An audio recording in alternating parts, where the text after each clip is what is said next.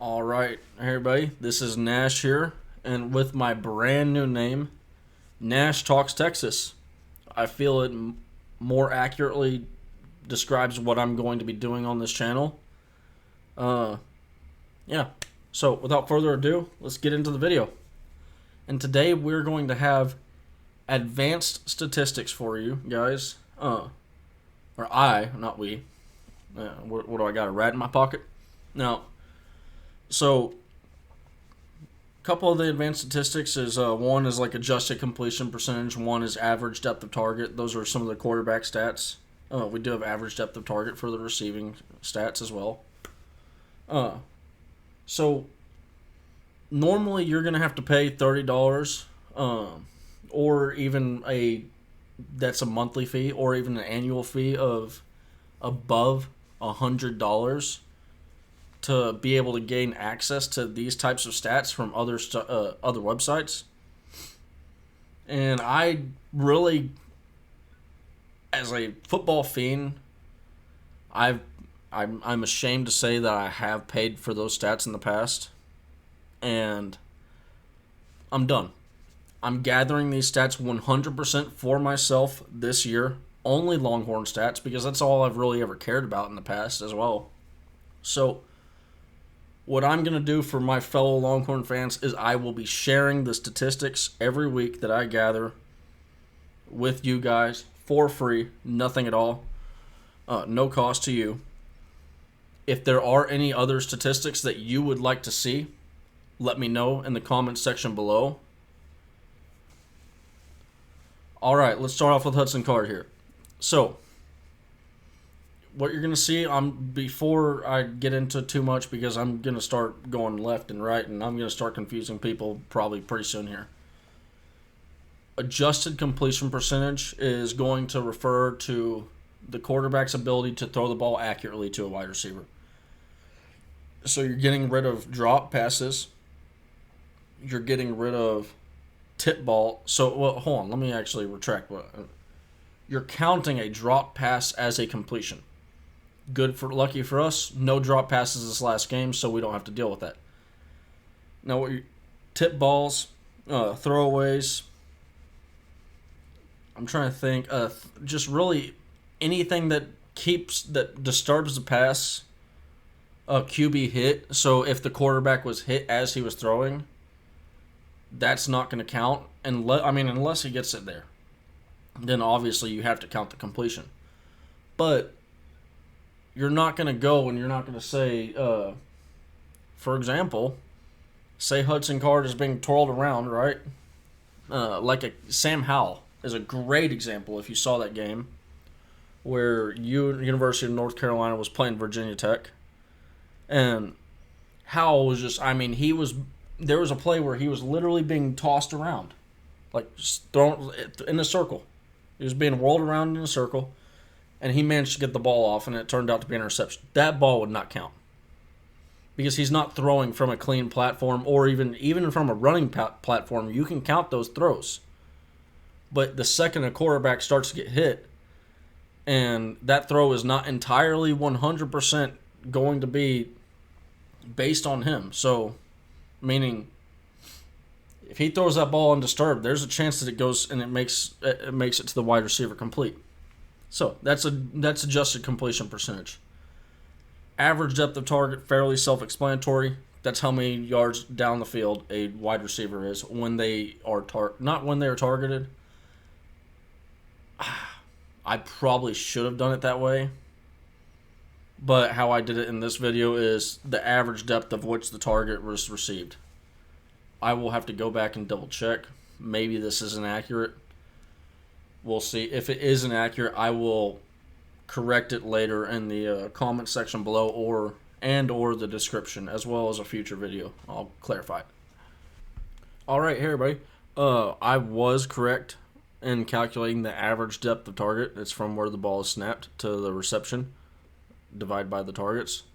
If you need to pause now to read all of this, go ahead and do so. Video is going to be resuming in 3, 2, 1. Back to the action. Now,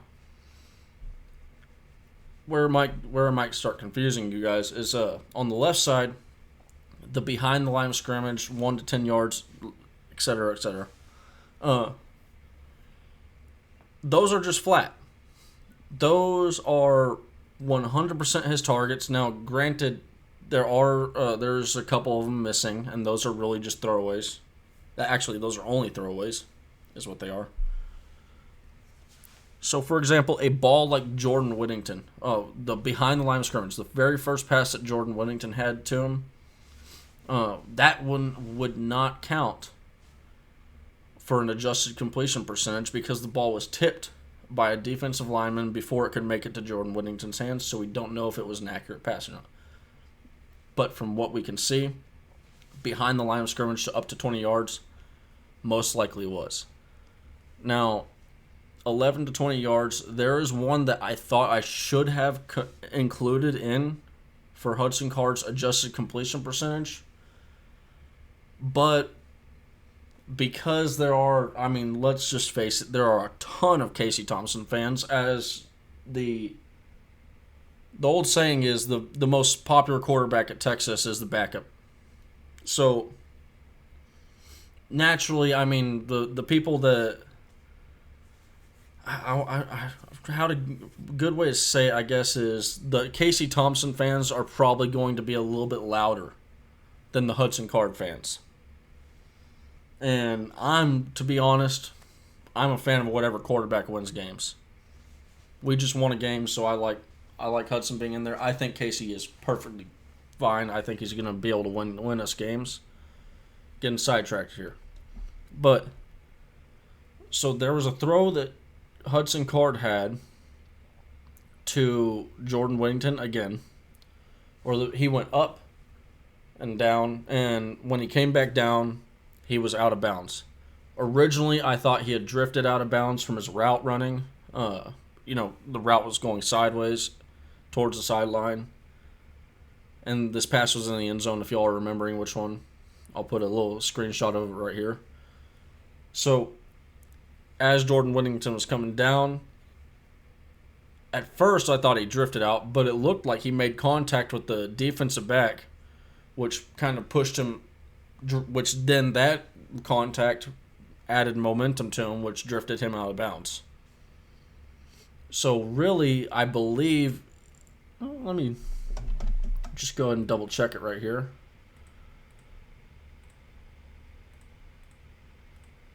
Yeah. If we were to count that throw, that would make for an 82.35 completion percentage, adjusted completion percentage for Hudson Card. That, if we count that throw, Hudson Card, from behind the line of scrimmage up to 20 yards, was 100% adjusted completion percentage. Meaning, the only times that he did not complete a football were deep shots down the field. And those deep shots, you could tell, aside from the first one, I will say the first one, I'm not sure if we can include it in here because he didn't have much going for him before that. But those two incompletions that he has were three of the four incompletions that he had. Two of the three. My apologies. I'm all over the place right now. Two of the three incompletions that he had were 100%. They were 100% because he was completing passes and he was feeling good. And he said, you know what? We're going to take a shot. We're going to open this up down the field. What I did like about him taking shots down the field, he was throwing balls to Xavier Worthy and Joshua Moore. And when he threw those balls, it was either my wide receiver that is a burner is going to get to it, or nobody will. So, that is nice to see. What is really nice to see is if you get rid of those throws, those two throws I'm talking about, where he just, you could tell, you can feel it. You can feel it just from watching the game. I could feel it from being in the stadium. The dude only missed one pass. And you might even be able to include that pass in the others. So this dude, you're starting to see where these Aaron Rodgers comparisons from other previous coaching staffs are coming from.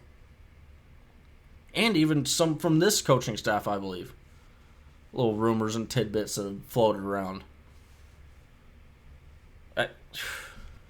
Look, I love me some Casey Thompson.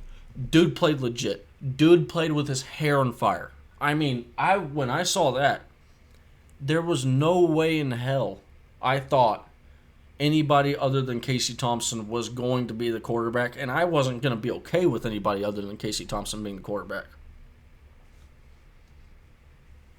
Things change. All right, so here we go. Casey Thompson right here.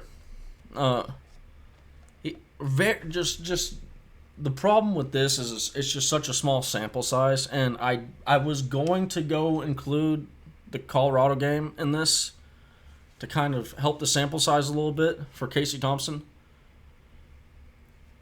But I couldn't get behind the old coaching staff using their play calling. I don't want to mix coaching staff's play calling and trying to use that average depth of target and all that.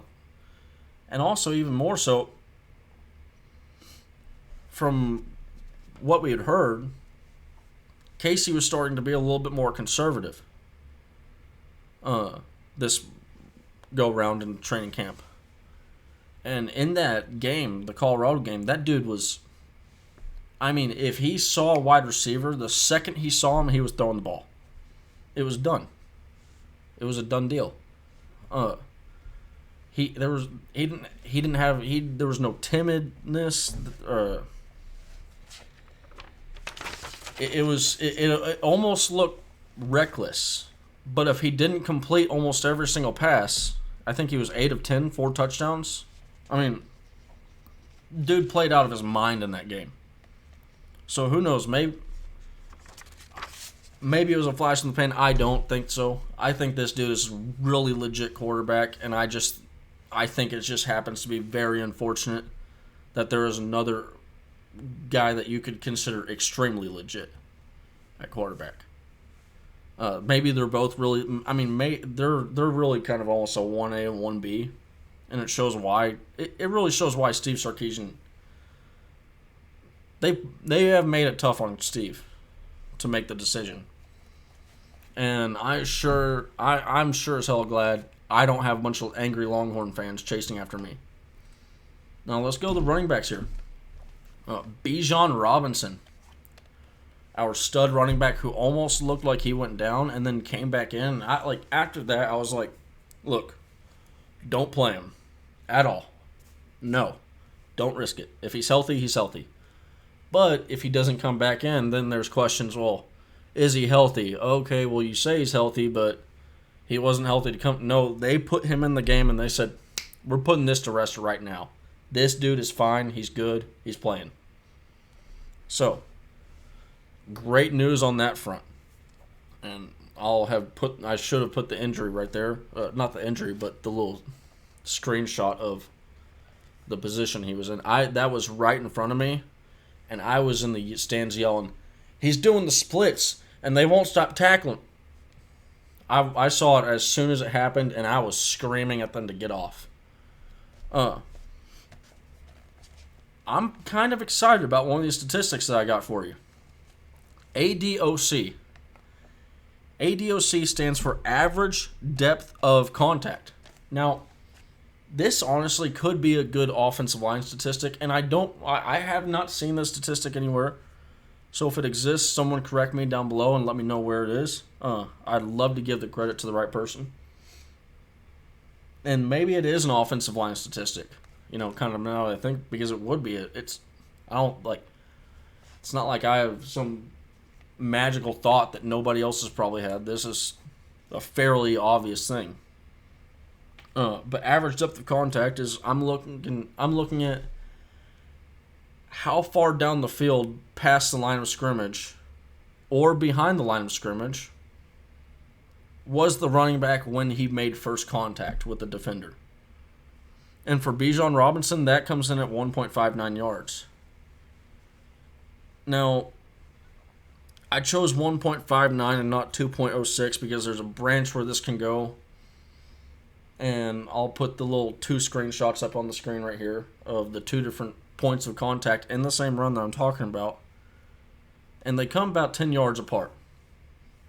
So it's a significant change in the average depth of contact and then the yards after contact for Bijan Robinson. If you choose the first number, which I chose, you get 1.59 yards, average depth of contact, and 3.57 yards after contact. That's good. Now, if you choose the second number, you get 2.06 yards average depth of contact, and then 3.04 yards after contact. The reason why I chose the first one is because I get the argument that you can make it's too weak of contact. It's contact. They're both weak points of contact. And there are likely weak points of contact like this one that I'm choosing here that you just aren't able to pick up from the broadcast footage.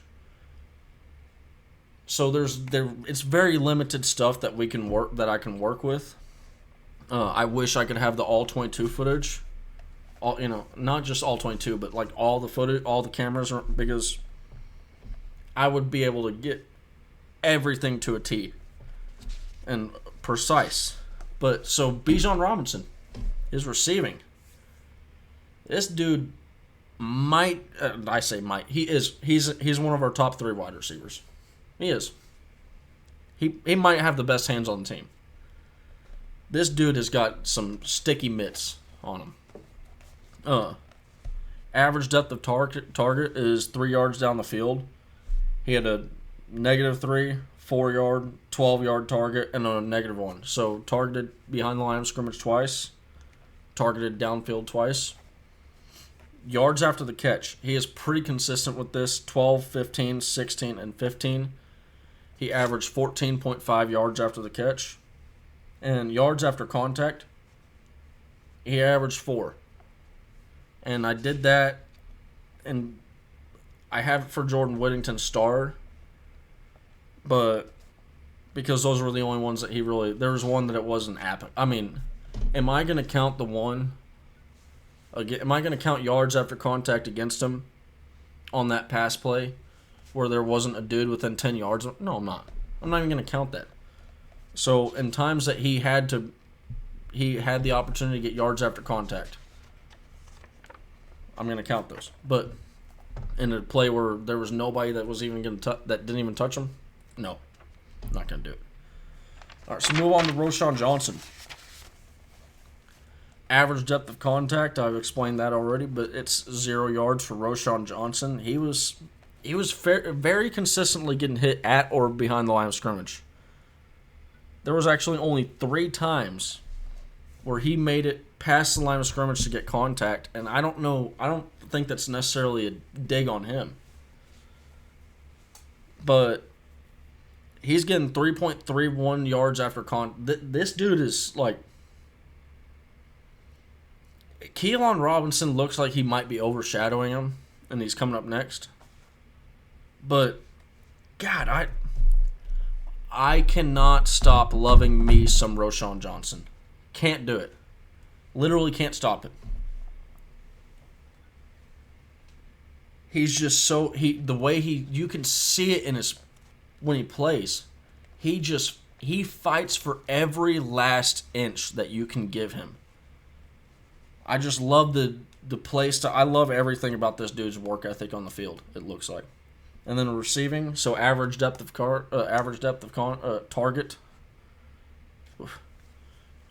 negative 2.5 yards. So it was -4 and -1, only 2 targets. But so he's getting used on screen passes basically. Average yards after contact, 3.5 yards. Average yards after catch, 15. He had a 21 yard after catch and 9 yard after catch opportunity. His total yards after contact is 3.35, and I forgot to mention it for Bijan Robinson. His total yards after contact is 3.62.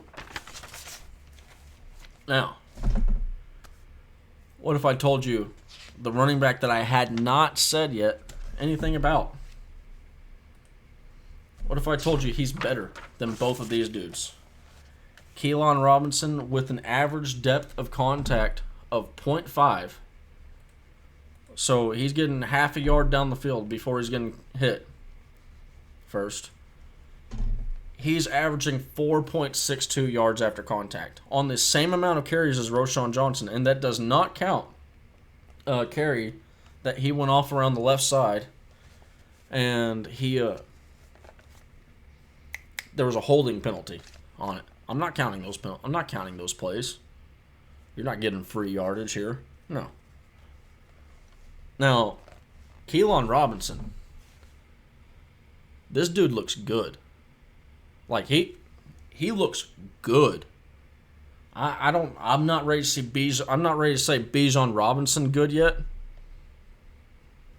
But I will say the dude is looking good. I don't know how else I can say it other than I am very excited to see more work get put onto him.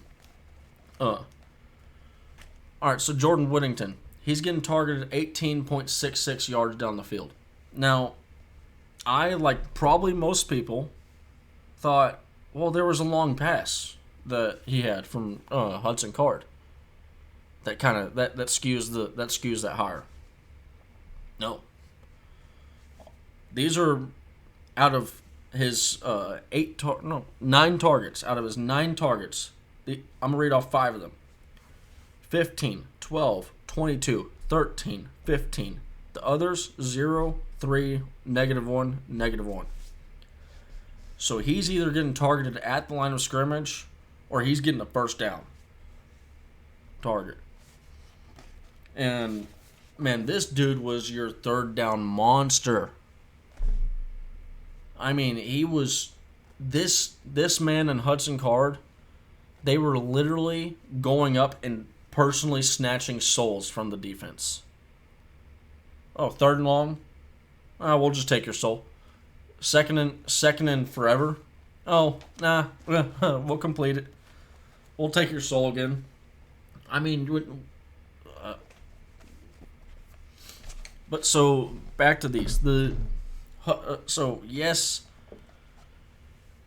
they're gonna count most services that you see will have Jordan Whittington 7.57 yards after the catch, and 4 yards after the contact. 4 yards after contact.